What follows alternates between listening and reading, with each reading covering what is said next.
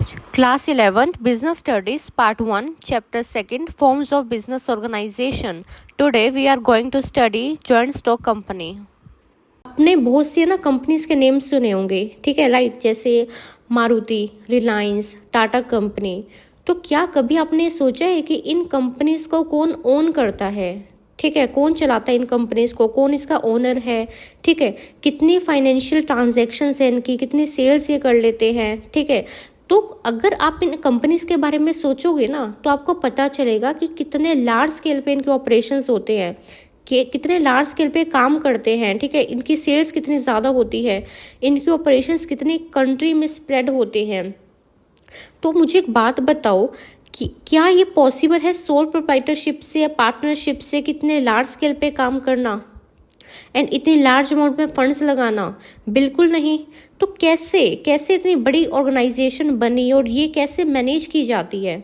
तो देखो, ये एक ऐसी ऑर्गेनाइजेशन होती है जिसमें लार्ज अमाउंट ऑफ कैपिटल लगती है, large amount of man power लगती है, राइट। इसके ऑपरेशन लार्ज स्केल पे होते हैं, ठीक है, मल्टीपल कंट्रीज में जो है ये ऑपरेट कर रही होती है। एंड इस बिजनेस ऑर्गेनाइजेशन का नाम है क्या? Joint stock company.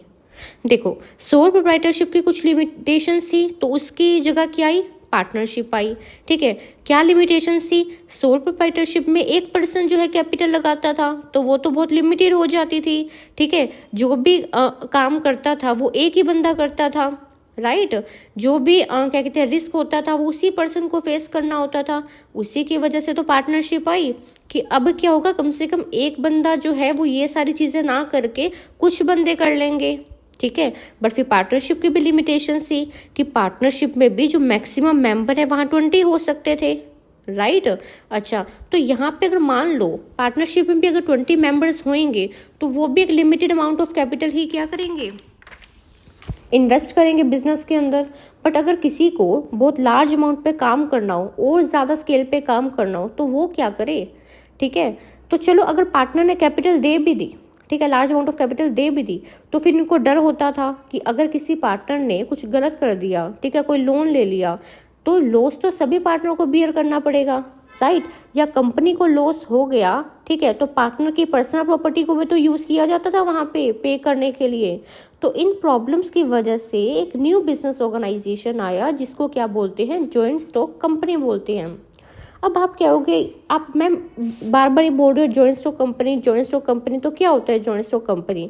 तो देखो, ये क्या होता है, ये एक ऐसा बिजनेस ऑर्गेनाइजेशन होता है, ठीक है।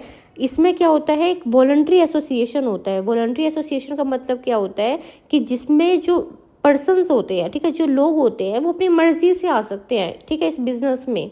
और जो कैपिटल होती है वो कंट्रीब्यूट करते हैं वो लोग, ठीक है, जितनी वो करना चाहते हैं उतनी वो जो है अपना कंट्रीब्यूशन दे देते हैं। ठीक है, उसमें कोई फिक्स नहीं होता कि आपको 1 लाख रुपीज़ लेके आने, ऐसा कुछ नहीं है।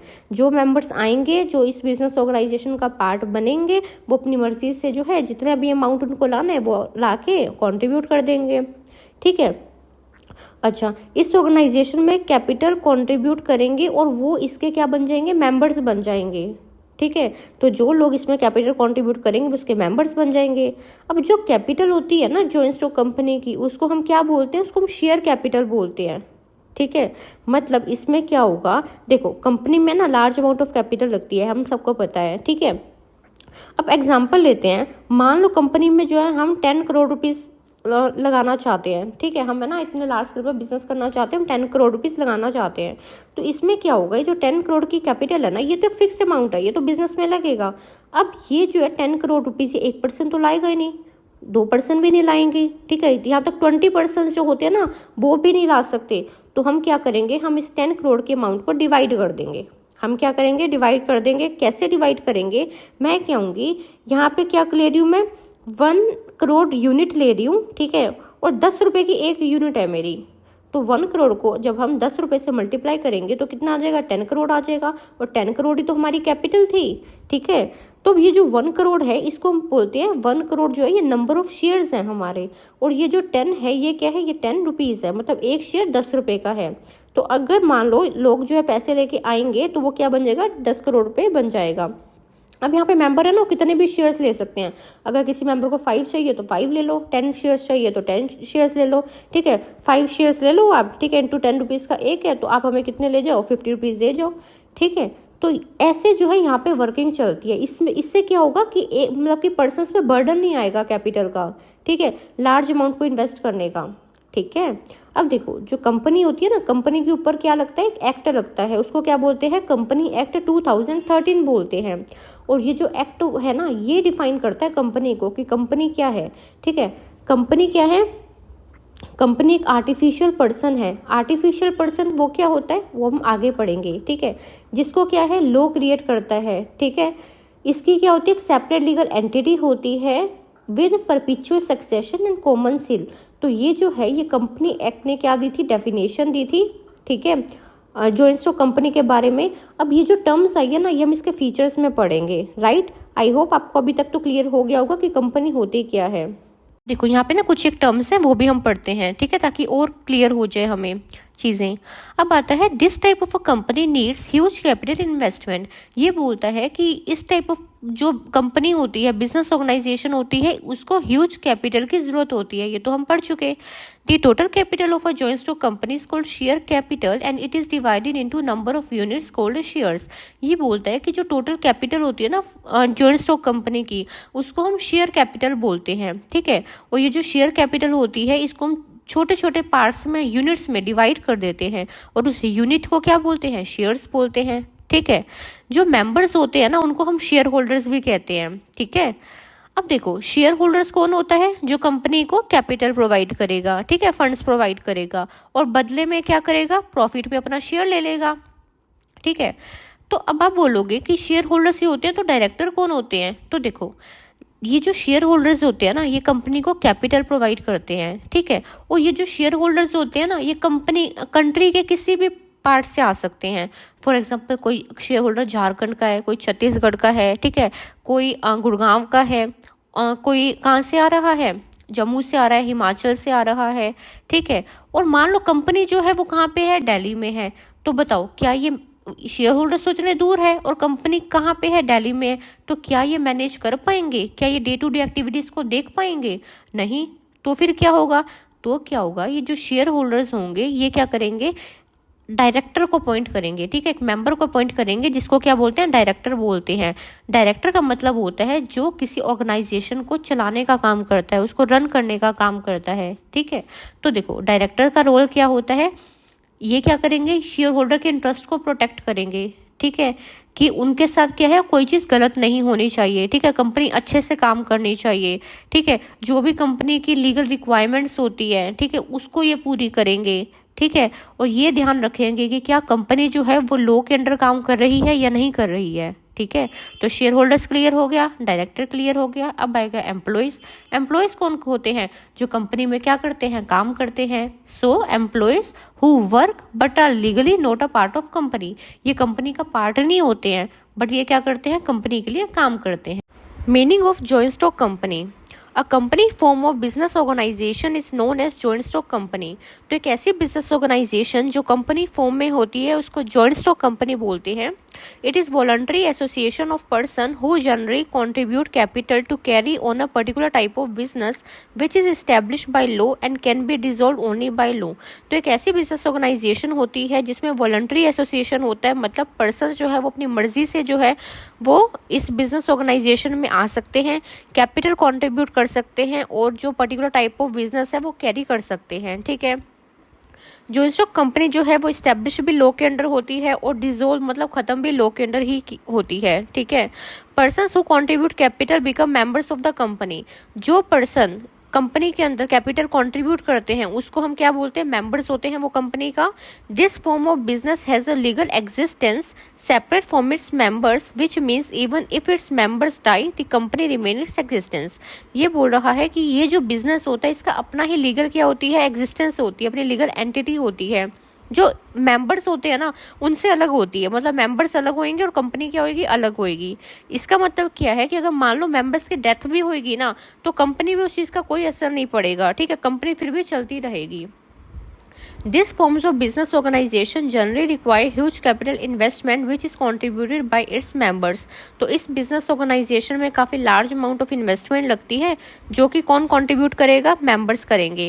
The total capital of a joint stock company is called share capital. जो total capital होती है joint stock company की उसको हम share capital बोलते हैं और जो share capital होती है इसको हम units में divide कर देते हैं. ठीक है, उस unit को हम क्या बोलते हैं, shares बोलते हैं. Thus every member has some shares in the business depending upon the amount of capital contributed by him. तो जो मेंबर्स होंगे उनके पास कुछ शेयर्स होंगे, वो डिपेंड करेगा उन्होंने कितने शेयर्स जो हैं वो परचेज करे हैं कंपनी के. Hence members are also called share holders. तो मेंबर्स को ही हम क्या बोलेंगे, शेयर होल्डर्स बोलेंगे.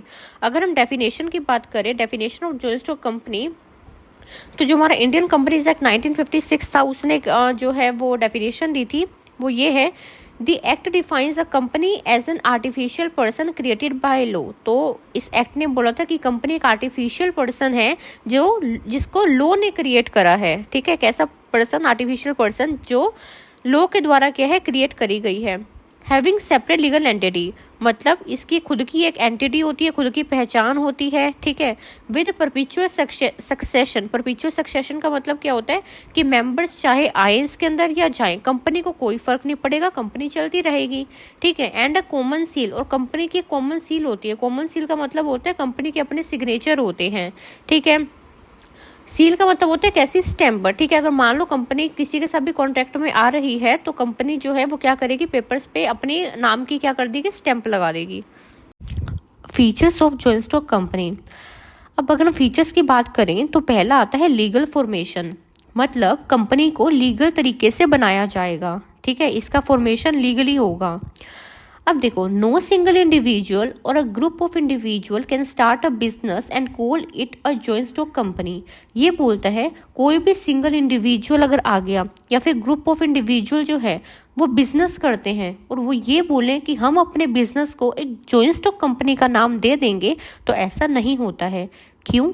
क्योंकि जो जॉइंट स्टॉक कंपनी होती है ना, वो लॉ के अंडर जो है वो क्या करी जाती है, फॉर्मुलेट करी जाती है, उसको लॉ के अंडर बनाया जाता है, रजिस्टर्ड करा जाता है, इसका रजिस्ट्रेशन होता है.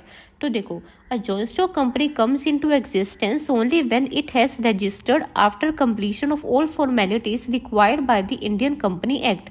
ये बोलता है कि जो जॉइंट स्टॉक कंपनी होती है वो एग्जिस्टेंस में तब आएगी जब उसका रजिस्ट्रेशन होगा. जब कंपनी सारी फॉर्मेलिटीज पूरी कर लेगी उसके बाद उसका क्या होगा, रजिस्ट्रेशन होगा. किसके अंडर होगा, इंडियन कंपनीज एक्ट के अंडर. ठीक है, तो कंपनी को लीगल तरीके से फॉर्मुलेट किया जाता है. सेकंड आता है आर्टिफिशियल पर्सन. तो देखो, जैसे कि हम लिविंग बीइंग है, ठीक है, हमारा क्या होता है, हमारा बर्थ होता है, हमारी फिर ग्रोथ होती है. ठीक है, फिर क्या होता है, फिर हमारी डेथ होती है. ठीक है, उसी तरीके से, लेकिन हमारा जो ये प्रोसेस है नेचुरल तरीके से चलता है. लेकिन कंपनी जो है वो नेचुरल पर्सन नहीं होती. कंपनी क्या होती है, कंपनी आर्टिफिशियल पर्सन होती है. आर्टिफिशियल का क्या मतलब होता है, जिसको हम बनाते हैं. ठीक है, तो देखो, just like an individual who take birth, grows, enters into relationship and dies, a joint stock company take birth, grow, enters into relationship and dies. तो जैसे कि इंडिविजुअल का बर्थ होता है, ग्रोथ होती है, ठीक है, वो कुछ रिलेशनशिप्स में आता है, उसकी डेथ होती है, वैसे ही जॉइंट स्टॉक कंपनी के साथ भी होता है. बट इसको हम आर्टिफिशियल पर्सन बोलते हैं. क्यों? क्योंकि existence and death are regulated by law and it does not possess physical attributes like a normal person. क्योंकि इसका जो एग्जिस्टेंस है या फिर इसकी जो डेथ होगी वो लॉ के द्वारा होगी. ठीक है, अगर ये बनेगी तो भी लॉ के अंडर बनेगी, अगर ये खत्म होगी तो भी क्या है, लॉ के अंडर ही बनेगी. ठीक है, नेक्स्ट आता है separate legal entity. Separate legal entity का मतलब क्या होता है, देखो, अब कंपनी के बारे में हमने पढ़ा, कंपनी क्या है, एक आर्टिफिशियल पर्सन है. ठीक है, तो देखो, कंपनी क्या होगी, कंपनी एक अलग एंटिटी होगी और जो इसके मेंबर्स होंगे वो अलग होंगे. ठीक है, तो दोनों को हम अलग अलग कंसीडर करेंगे. So being an artificial person, a company has an existence independent of its member. तो कंपनी क्या है, एक आर्टिफिशियल पर्सन है और इसका जो एग्जिस्टेंस है वो उसके मेंबर से अलग होगा. It can own property, enter into contract and conduct any lawful business in its name. ये बोल रहा है कि जो कंपनी है वो अपने नाम से प्रॉपर्टी भी ले सकती है, किसी कॉन्ट्रैक्ट में भी एंटर कर सकती है, बिजनेस भी कर सकती है अपने नेम से. ठीक है, कंपनी का भी खुद का क्या होगा, नेम होगा. It can sue and can be sued in the court of law. Company जो है वो किसी पे केस कर भी सकती है और कोई भी पर्सन जो है वो कंपनी पे केस कर सकता है, ठीक है। तो कंपनी अलग है और बाकी जो लोग होते हैं वो अलग हैं। कॉमन सील, कॉमन सील का मतलब क्या होता है? देखो, सील का मतलब होता है स्टैंप, मतलब कंपनी की अपनी क्या होगी? स्टैंप होगी, ठीक है। अब देखो, हमने क्या पढ़ा है? कंपनी एक आर्टिफिशियल पर्सन है, ठीक है। कंपनी कॉन्ट्रैक्ट में भी आती है और वो पर्सन भी है।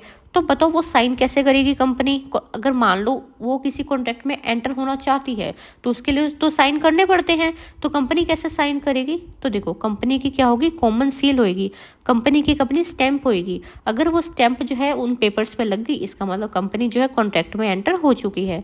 So every company by law must have a common seal. तो हर कंपनी के पास अपनी एक कॉमन सील, अपनी स्टैंप होनी चाहिए, ठीक है, जिस स्टैंप पे उस कंपनी का नेम जो है वो लिखा हुआ हो। The company seal can serve as it signature. जो कंपनी की सील है वो कंपनी के सिग्नेचर के तौर पे काम करेंगे। नेक्स्ट हमारा फीचर आता है लिमिटेड लाइबिलिटी। इसका मतलब होता है कि जो कंपनी के मेंबर्स हैं उनकी लाइबिलिटी क्या होगी? लिमिटेड होगी। मतलब जितने शेयर्स उन्होंने परचेज करे हैं, सपोज मैंने कंपनी के शेयर्स परचेज करे हैं 100 और एक शेयर कितने का है? 10 रुपीज़ का।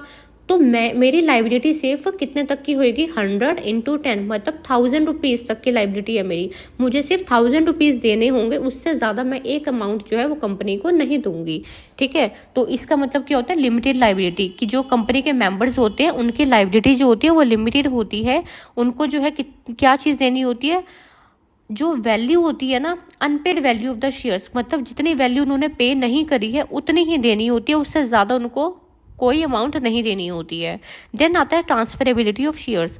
जो शेयर होल्डर्स होंगे, जो मेंबर्स होंगे कंपनी के, वो अपने शेयर्स को जो है वो किसी और पर्सन को ट्रांसफ़र कर सकते हैं। अगर हम मेंबरशिप की बात करें कि कितने मेंबर्स जो है कंपनी का पार्ट बन सकते हैं, तो देखो 2 टाइप की कंपनी होती है, प्राइवेट कंपनी और पब्लिक कंपनी। प्राइवेट कंपनी के केस में मिनिमम मेंबर कितने होने चाहिए? 2, और मैक्सिमम कितने होने चाहिए? 200। बट पब्लिक कंपनी के केस में मिनिमम मेंबर 7 होने चाहिए और मैक्सिमम की तो कोई लिमिट ही नहीं है, अनलिमिटेड भी हो सकते हैं। नेक्स्ट आता है मैनेजमेंट, कि कंपनी को संभालेगा कौन? हम पहले ही पढ़ चुके हैं कि कंपनी को कौन संभालता है? डायरेक्टर संभालते हैं, ठीक है। सो देखो, joint stock company have democratic management and control. तो यहाँ पे जो कंट्रोल रहेगा वो डेमोक्रेटिक तरीके से रहेगा, फ्रीडम वाले तरीके से रहेगा। Even though the share holders are the owner of the company, हालांकि जो शेयर होल्डर्स है वो ओनर है कंपनी के, ठीक है, उन्होंने अपने पैसे दिए कंपनी को, ठीक है, बट वो क्या है, वो पार्टिसिपेट नहीं करते मैनेजमेंट प्रोसेस में। पार्टिसिपेट कौन करेगा मैनेजमेंट में? डायरेक्टर, ठीक है। The company is managed by the elected representative of share holders known as directors. और डायरेक्टर्स को कौन इलेक्ट करता है, कौन अपॉइंट करता है? Share holders. नेक्स्ट आता है capital. A joint stock company generally raise a large amount of capital through issue of shares. तो जॉइंट स्टॉक कंपनी जो है उसको क्या है, लार्ज अमाउंट ऑफ कैपिटल जो है वो चाहिए होती है, उसमें large amount of capital invest होती है। अब आता है separation of ownership and management. ये बोलता है कि देखो, कंपनी के अंदर ओनरशिप किसी और पर्सन की होती है और मेंबरशिप किसी मैनेजमेंट जो है वो कोई और पर्सन संभालता है। ओनरशिप किसकी होती है? शेयर होल्डर्स की, और मैनेजमेंट किसकी होती है? डायरेक्टर्स की। So the share holders do not take active part in the everyday affairs of the company. Share holders जो है वो पार्टिसिपेट नहीं करते everyday affairs of the company में। एंड इलेक्टेड रिप्रेजेंटेटिव, जिसको डायरेक्टर्स बोलते हैं, वो क्या होंगे? Who with the help of manager and employees manage the company. ये मैनेजर्स और एम्प्लॉयज की हेल्प से कंपनी को मैनेज करने का काम करते हैं। अब हम बात करेंगे कि जॉइंट स्टॉक कंपनी में आने के फायदे क्या क्या होते हैं। फर्स्ट है लार्ज फाइनेंशियल रिसोर्सेज। देखो, हम जो पहले बिजनेस ऑर्गेनाइजेशन पढ़ाए, सोल प्रोप्राइटरशिप और पार्टनरशिप, उसमें जो है कहीं ना कहीं लिमिटेड अमाउंट ऑफ फंड्स जो है वो लगता था, लेकिन जॉइंट स्टॉक कंपनी में क्या है, लार्ज अमाउंट ऑफ कैपिटल जो है हम रेज कर सकते हैं। और joint stock company is able to collect a large amount of capital through small contribution from a large number of people. तो जो जॉइंट स्टॉक कंपनी होती है वो लार्ज अमाउंट ऑफ कैपिटल जो है वो ले सकती है, कैसे? छोटे छोटे कॉन्ट्रीब्यूशन में लार्ज अमाउंट ऑफ पीपल से। फिर आता है लिमिटेड लाइबिलिटी। हम पहले भी पढ़ चुके हैं कि कंपनी के जो मेंबर्स होंगे उनकी जो लाइबिलिटी होगी वो लिमिटेड होगी। जितना अमाउंट उन्होंने क्या करा है, कंट्रीब्यूट करा है कैपिटल का, से उतना ही अमाउंट उनको देना पड़ेगा, उससे एक्स्ट्रा जो है वो कोई पैसा जो है कंपनी को नहीं देंगे। फिर आता है लार्ज स्केल प्रोडक्शन। अब क्या हो गया, कंपनी में क्या है, लार्ज अमाउंट ऑफ फंड्स लगते हैं, ठीक है, और क्या लगती है, large amount of man power लगती है। तो इनकी हेल्प से जो है हम लार्ज स्केल ऑपरेशन या फिर लार्ज स्केल में प्रोडक्शन कर सकते हैं, ठीक है। So due to the availability of a large financial resources and technical expertise, it is possible for the companies to have large scale production, right. It enables the company to produce more efficiently and at low cost. इससे क्या होगा, company efficiently मतलब एक अच्छे तरीके से और कम cost पे जो है प्रोडक्शन कर सकती है। नेक्स्ट हमारा एडवांटेज आता है कंट्रीब्यूशन टू सोसाइटी। ये बोलता है कि जो कंपनी है ना वो सोसाइटी के लिए भी कंट्रीब्यूशन करती है, ठीक है, सोसाइटी की बेटरमेंट के लिए, ठीक है, ये क्या करती है, काम करती है। कैसे, अब देखो, अब जॉइंट स्टॉक कंपनी बनेगी, ये क्या होती है, काफ़ी लार्ज स्केल पे काम करती है।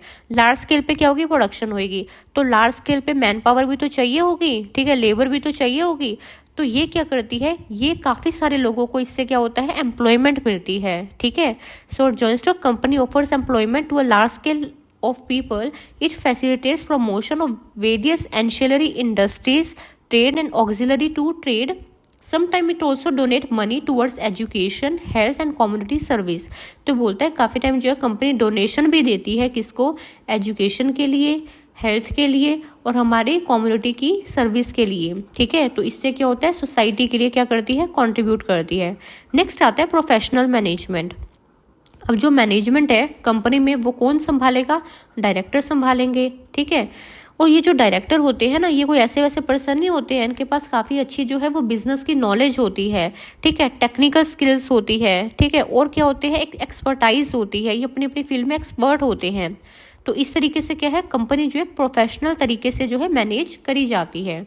So management of a company is vested in the hands of directors who are elected democratically by the members और शेयर होल्डर्स। तो जो मैनेजमेंट है वो डायरेक्टर्स के हाथ में होती है, और डायरेक्टर्स को जो है इलेक्ट कौन करता है, मेंबर्स करते हैं। ये जो डायरेक्टर्स होते हैं इनको बोर्ड ऑफ डायरेक्टर्स हम बोलते हैं, ठीक है। ये मैनेज करते हैं कंपनी के अफेयर्स को, मतलब कंपनी के कामकाज को, और अकाउंटेबल होते हैं टू द मेंबर्स, ठीक है। अब जो भी ये काम करेंगे, जो भी मैनेज करेंगे ना कंपनी को, वो उसका जो, अगर ये आंसरेबल किसको होते हैं, शेयर होल्डर्स को, ठीक है। शेयर होल्डर इनसे जवाब मांगते हैं कि आपने क्या कुछ किया, कैसे मैनेज किया कंपनी को, तो उनको जवाब देना होता है, ठीक है। तो ये अकाउंटेबल होते हैं शेयर होल्डर्स को। So members elect capable person having sound financial, legal and business knowledge to the board so that they can manage the company efficiently. ये बोल रहा है कि जो मेंबर्स होते हैं ना वो कैपेबल पर्सन को क्या करते हैं, अपॉइंट करते हैं, जिनके पास क्या होती है, एक अच्छी फाइनेंशियल, लीगल, बिजनेस नॉलेज होती है, ठीक है, जिससे कंपनी जो है वो अच्छे तरीके से क्या हो सके, मैनेज हो सके। सो ये क्या थे, ये कुछ एडवांटेज थे किसके, जॉइंट स्टॉक कंपनी के। नेक्स्ट है limitations of joint stock company. अब हमने फायदे तो पढ़ लिए जॉइंट स्टॉक कंपनी में आने के क्या क्या होते हैं, अब लिमिटेशंस पढ़ लेते हैं कि क्या क्या कमियां हैं इस बिजनेस ऑर्गेनाइजेशन की। पहला आता है डिफिकल्ट टू फॉर्म। देखो, इसको बनाना जो होता है ना वो बहुत ज़्यादा डिफिकल्ट होता है, ठीक है। डी फॉर्मेशन जो होता है, उसका रजिस्ट्रेशन करवाना जो होता है जॉइंट स्टॉक कंपनी का, वो एक अपने आप में क्या है, कॉम्प्लिकेटेड प्रोसीजर होता है, ठीक है। क्यों कॉम्प्लिकेटेड प्रोसीजर होता है, क्योंकि इतने ज़्यादा लीगल डॉक्यूमेंट्स की रिक्वायरमेंट होती है, इतनी ज़्यादा फॉर्मेलिटीज़ जो है वो करनी पड़ती है उसको बनाने के लिए, ठीक है। अच्छा, और क्या चाहिए होता है, कई बार हमें सर्विसेज लेनी पड़ती है चार्टर्ड अकाउंटेंट्स की, कंपनी सेक्रेटरीज की, ठीक है। तो जो कॉस्ट हो जाती है वो भी हाई हो जाती है, और जो फॉर्मेलिटीज़ होती है वो भी क्या होती है, अपने आप में बहुत ज़्यादा होती है। सो देखो, द फॉर्मेशन और registration of joint stock company involves a complicated procedure, कि इसको बनाना और इसका रजिस्ट्रेशन करवाना कॉम्प्लिकेटेड प्रोसीजर होता है। A number of legal documents and formalities have to be completed before a company can start its business. तो company को start करने से पहले बहुत से लीगल डॉक्यूमेंट्स और फॉर्मेलिटीज जो है हमें कंप्लीट करनी पड़ती है, जिसके लिए it requires the services of specialists such as chartered accountant, company secretaries. Therefore cost of formation of company is very high. तो इसके लिए हमें काफ़ी जो एक्सपर्ट्स हैं उनकी सर्विसेज की ज़रूरत होती है, जिसकी वजह से हमारी जो कॉस्ट होती है वो बढ़ जाती है। नेक्स्ट आता है एक्सेसिव गवर्नमेंट कंट्रोल। देखो, जो कंपनी में है ना, गवर्नमेंट का जो इंटरफेरेंस होता है वो ज़्यादा होता है। कैसे, joint stock company are regulated by the government through companies act and other economic legislation, particularly public limited company are required to adhere to various legal formalities as provided in the Companies Act and other legislation. Non-compliance with this invites heavy penalty. This affects the smooth functioning of companies. तो ये बोल रहा है कि joint stock company को जो है वो कंपनी एक्ट के अंदर जो है वो चलाया जाता है, ठीक है। और इस एक्ट में जो है काफ़ी सारे क्या लिख रखे होते हैं, रूल्स लिखे होते हैं जिसको कंपनीज को पूरा करना होता है। फॉर्मेलिटीज़ को कंपनी को क्या करना होता है, पूरा करना होता है। और अगर आप इन फॉर्मेलिटीज़ को पूरा नहीं करोगे तो आपको एक हैवी अमाउंट में पेनल्टी देनी होती है, ठीक है, जिससे क्या होता है कंपनी की जो स्मूथ फंक्शनिंग है वो नहीं हो पाती है, ठीक है। नेक्स्ट आता है डिले इन पॉलिसी डिसीजंस, ठीक है, कि जो डिसीजंस है उसको लेने में क्या हो जाती है, देर हो जाती है, ठीक है। अब देखो, generally policy decisions are taken at the board meeting of the company. Company के जो भी डिसीजंस होते हैं वो कंपनी का जो बोर्ड बनता है, ठीक है, जो एक बोर्ड बनता है उसमें लिए जाते हैं, ठीक है। Further the company has to fulfil certain procedural formalities, ठीक है, लेकिन उसके लिए कंपनी को कुछ फॉर्मेलिटीज़ भी पूरी करनी होती है। और ये जो प्रोसीजर है ना, ये काफ़ी टाइम कंज्यूमिंग हो जाता है। हर एक बोर्ड के हर एक मेंबर को बुलाना, उनको नोटिस देना, ठीक है, एक फॉर्मेलिटीज़ को पूरा करना, टॉपिक लिखना, क्या क्या डिस्कस किया जाएगा मीटिंग में, तो अपने आप में टाइम कंज्यूमिंग होता है। और इससे जो होता है डिसीजंस जो होते हैं वो क्या हो जाते हैं, लेट हो जाते हैं, राइट। नेक्स्ट आता है concentration of economic power and wealth in few hands. ये बोल रहा है कि जो पावर होती है ना, ठीक है, और जो वेल्थ होती है, ठीक है, वो कुछ ही लोगों के पास होती है। देखो, एक जॉइंट स्टॉक कंपनी क्या है, लार्ज स्केल बिजनेस ऑर्गेनाइजेशन है जिसमें ह्यूज रिसोर्सेज जो है वो लगते हैं, ठीक है। This give a lot of economic and other power to person who manage the company. इसकी वजह से देखो, कंपनी को रन कौन करता है, डायरेक्टर्स करते हैं, ठीक है।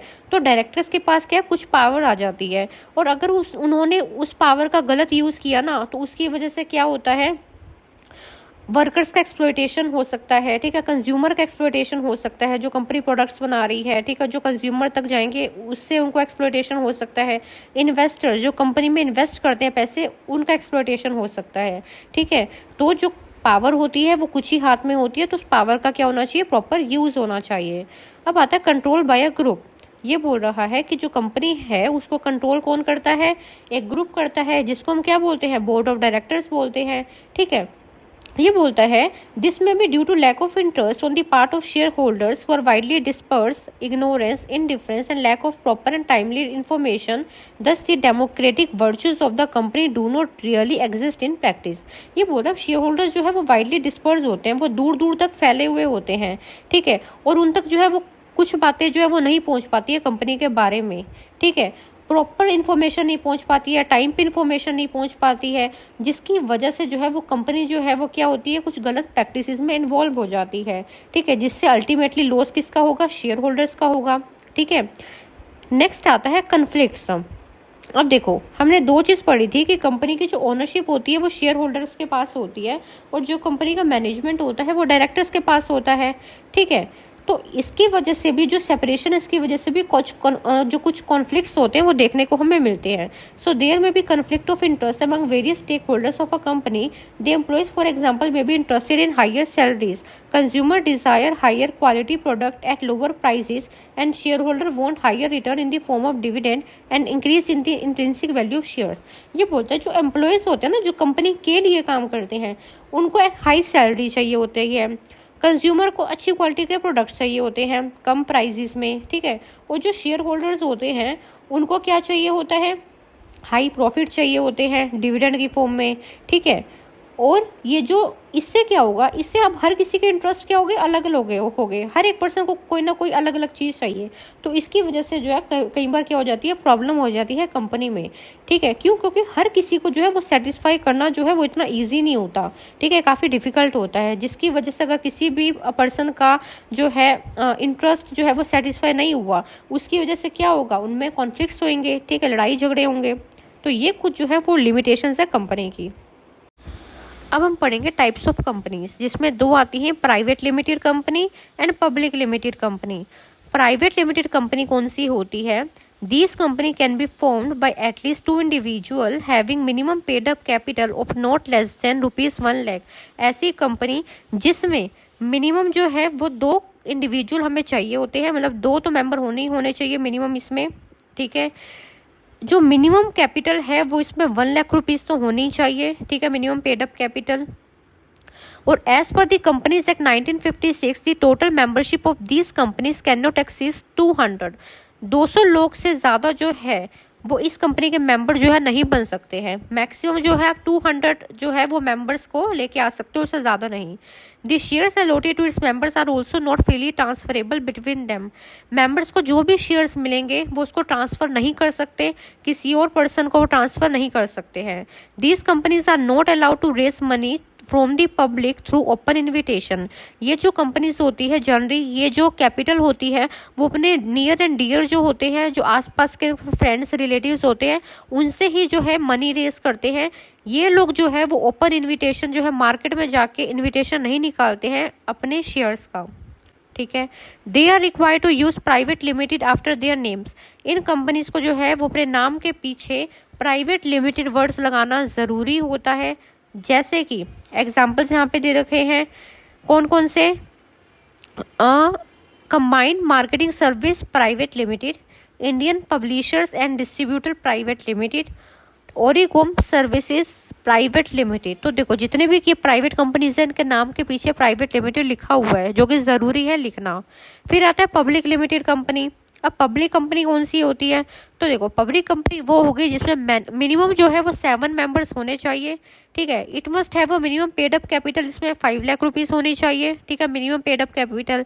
There is no restrictions on maximum number of members. कोई रिस्ट्रिक्शन नहीं है, अनलिमिटेड मेंबर्स जो है यहाँ पे आ सकते हैं, ठीक है। ऐसा कुछ नहीं है कि आप इतने ही मेंबर्स ला सकते हो, नो, कोई रिस्ट्रिक्शन नहीं है, कितने भी मेंबर्स आ सकते हैं। The shares allotted to the members are freely transferable.